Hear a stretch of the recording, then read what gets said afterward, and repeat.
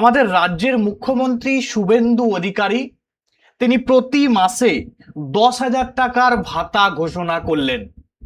এবারে প্রশ্নটা হচ্ছে, এই 10,000 টাকার ভাতা কোন পরিবারগুলি পাবে?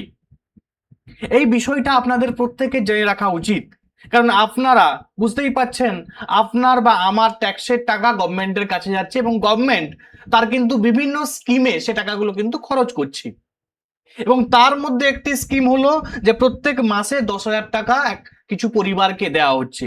এবার প্রশ্ন, কোন পরিবারগুলি এই 10,000 টাকা পাবে? আপনার বা যারা পাবে, যারা তারা ভিডিওটা দেখতে পারে, তাই বলবো আপনাদের ভিডিওটা বেশি বেশি করে শেয়ার করে দিন, যাতে আমাদের রাজ্যের প্রত্যেকটা মানুষ দেখতে পারে এবং সেই সঙ্গে সঙ্গে এই পরিবারগুলো যাতে দেখতে পারে, তাহলে তারা উপকৃত হতে পারবে। চলে আসুন, কারা পাবে এই 10,000 টাকা? আমাদের রাজ্যের মুখ্যমন্ত্রী শুভেন্দু অধিকারী কিছুদিন আগে আপনারা জানেন যে ঘোষণা করেছেন যে লোকতন্ত্র সেনানীদের জন্য মাসে 10,000 টাকার ভাতা। তাহলে বুঝতে পারলেন, এই যে লোকতন্ত্র সেনানী, এদের এই যে পরিবারগুলি আছে তাদেরকে প্রত্যেক মাসে 10,000 টাকা কিন্তু ভাতা দেওয়া হবে। এবারে বিষয়টা হচ্ছে, এই যে লোকতন্ত্র সেনানী বললাম, সেখানে কি বিষয় আছে বা কাদের দেওয়া হচ্ছে এখানে, চলে আসুন। নবান্নের জরুরি অবস্থার সময় গণতন্ত্র রক্ষার আন্দোলনের অংশ নিয়ে কারাবন্দী হওয়া ব্যক্তিদের জন্য বড় ঘোষণা করলেন আমাদের রাজ্য সরকার।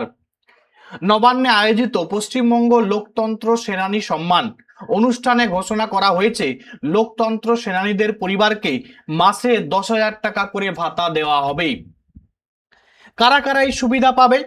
না, 1975 সালে জরুরি অবস্থার সময় লোকতন্ত্র রক্ষার আন্দোলনে অংশ নিয়ে যারা কারাবন্দী হয়েছিল তাদেরই লোকতন্ত্র সেনানী হিসাবে উল্লেখ করা হয়েছে বা হচ্ছে।